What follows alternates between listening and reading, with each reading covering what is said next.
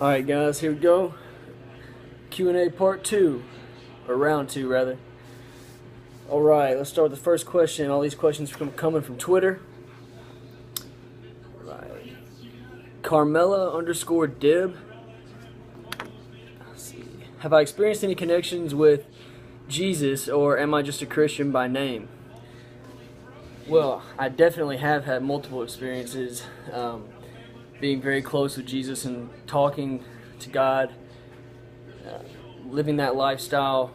I grew up in a family that's religious. I'd have to say the most touching moment for me, the most serious moment that really just 100% let me know God is real, is about a year before I actually started competing in physique, started gaining a lot of followers, anything like that. I was sitting in the gym. It was probably midnight, Powerhouse Gym in Fayetteville, Arkansas. Not anyone in the gym but me. It was a 24-hour gym, but it was at midnight. I was in there busting my ass, dripping sweat. Had just been doing some pulling some tires, pulling some sleds, a bunch of different kind of exercises, more like athletic training than actual static lifting weights. And I was sitting there, and I just had this like almost like a runner's high, like a really euphoric feeling of like I just was thinking about everything, thinking about how hard I'm working, where I'm at in life, where I want to go in life. And I was sitting there, and it was quiet. I took my headphones out, sitting there just enjoying the moment of how hard I had worked that night, and being exhausted. And God spoke to me. He actually spoke to me, and I did not, it wasn't specific, God doesn't always speak to you in specific ways, but I knew that He was telling me, I'm going to do something great, and I'm going to impact a lot of people's lives. But obviously, He didn't tell me, okay, you're going to do this, you're going to take this step, this step, this step. I just knew that He was telling me that's what I'm going to do. And this was a year before any of this has happened. The competing in physique, being successful at that, gaining all the followers and whatnot. So then, a year later, wouldn't you know, that comes, and that's why I give all praise to Him, trying to use this stage I have to, speak about my faith. I don't want to push it in people's faces, but if people ask, or, if I want to post something that's describing my faith, I do it. But yes, I definitely had a few experiences with Him being very apparent in my life. Alright. From T. Werda, I think that's how you say it, Twerda maybe. Do you still have a girlfriend? I do not. We're on good terms and we are cordial, but no, I am single right now. From Miles Garrett is the next question. What type of physique does it take to compete, and what is your normal body fat percentage before a competition? What does it get down to, actually, he said. The type of physique it takes, honestly, I wouldn't say there's any specific physique that it takes. You just need to focus on bettering yourself every day, compete against yourself every time. And I know a lot of people say that, but it's the truth. And what they're looking for, though, in physique, what is a really successful competing physique, is one that starts from a very little waist. And I'm not saying that you have to be born with genetics to have a small waist, but your waist, small compared to the size of your back. So your waist, as thin as you can get, lose all the fat around here, shred it up, to a big muscular back, wide lats, decent thickness front to back, good, decent size arms, very lean. It's really about being symmetrical too. Good size, solid, full chest, and then nice calves. And obviously they don't judge in physique on your legs, besides the calves. But I grew up with the old school bodybuilding style, so I definitely work the legs just as hard as I do, if not harder than anything else. Even though they don't judge on it, that's just my personal opinion. I like to be proportionate. As far as what my body fat percentage gets down to before a contest, me personally, I get extremely lean, and it's not that hard for me to get lean. But usually I come into a contest, I've never had it to test it specifically, but I would say around 4% body fat. maybe 3 on a good day, or my best contest, maybe 3. Most people, I'd say, come in at I can't really say what most people come in at, but it's hard for most people to get down that low. Next, Chloe_McKendry. Will you ever FaceTime with me? Maybe. I'm going to pick somebody out of the people that have asked these questions to FaceTime with. So maybe you will be the person I choose. We'll see. Next, AL Conway 16. Who inspired you to be fit?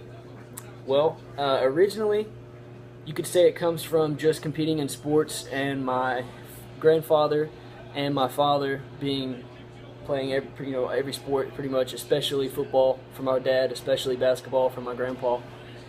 So that was my original inspiration, and then it really grew into a very serious thing. And when I stopped playing football after high school, what really drove me into a new thing was my love for bodybuilding, and that was inspired. I was inspired to do that through my stepfather, who competed in bodybuilding, and my mom, who was actually a figure competitor. Both of them were huge inspirations for me, and it's all obviously carried on in the family because my little sister Taylor wants to compete in bikini when she's in a few years. So it's all in our blood and it's in the family. Next, Sarah Thames. Not sure how you say that. Sorry if I said it wrong. How do you respond to the people who hate on your lifestyle? Well, at the end of the day, it's only a positive thing for me, people that hate on my lifestyle, because it's one thing if you're hating on someone's life, or if you don't like someone's lifestyle because it's a negative thing. But for me, wanting to be a healthier person and wanting to continue to improve my physique and improve myself in all aspects of life. I'm not perfect, but that's what I try to do, and I try to put out there to people to try to influence them to do. If someone wants to hate on that, I just kind of let them be. I don't really get too upset about it or too mad. I used to let it bother me in the beginning, but I wasn't used to it, and now I just understand that all it is giving me more publicity. And if they can't see that what I'm doing is a positive thing, that I'm trying to help people, I'm sorry that they feel that way. I don't really let it bother me too much. In fact, I'd like to change those people's opinions and maybe show them the light as far as being healthier is the best habit or hobby, addiction, whatever you want to call it, to get into. I really don't like to call it addiction. Some people call it the best addiction there is. It's being healthy, but it's kind of a strong word, addiction, but I think it's a great lifestyle. I don't see any reason to hate on it. Next. I don't know how to say this, so I'm just going to spell it out. SHADUNAT 1 says, or asked, what are some of your bucket list things, or things that you want to accomplish? Well, I have a huge bucket list. I will say I couldn't think of all of them at once. I'll name a few that come to mind first. I want to travel. I've never been out of the country, so I do want to travel out of the country. I would really like to go to Australia. I want to go to the beaches in Australia. That would be my ideal vacation. I've never been out, like I said, never been out of the country, so I really want to do that. That would be one thing on the bucket list. Another thing, let's see, I have yet to go to the Olympia, which is like the #1 event that I want to go to on this earth to this day. So I'm definitely going to go do that within the next year or two. It's a big priority on my list. I want to become a pro in men's physique. That's a bucket list thing. Graduate college, which I'm a semester and a half away from doing. Let's see. What else bucket list things I can think of? I'm going to keep thinking on that. Maybe I'll come back to it after a question or two. But okay, actually we're at the last question. Courtney L. Hay, L-H-A-Y, Courtney L. Hay, or Lay. Sorry, I'm not, some of these Twitter names I can't read. I should have wrote down the real names actually. Have I thought about getting any more tattoos? Well, if you don't already know, this is the only tattoo that I have. It's a cross. It's on my right pec. I'm right-handed. My strength is with God, so I'm stronger in my right hand. That's kind of why I got it and put it there. But I thought about getting any more.